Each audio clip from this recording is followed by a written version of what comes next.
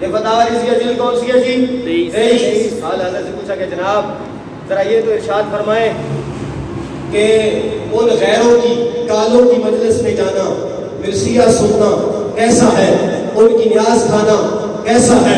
حال حضرت نے جواب دیا، فرمایا جانا بھی حرام، ان کی مجلس سننا بھی حرام، ان کی نیاز کھانا بھی حرام، نیاز کھانا بھی حرام۔ اور آگے حضور کالے کپڑے پہنا تو کوئی مسئلہ نہیں، فرمایا محرم میں سبز اور سیاہ کپڑے علامت سوگ ہیں اور سوگ حرام ہے۔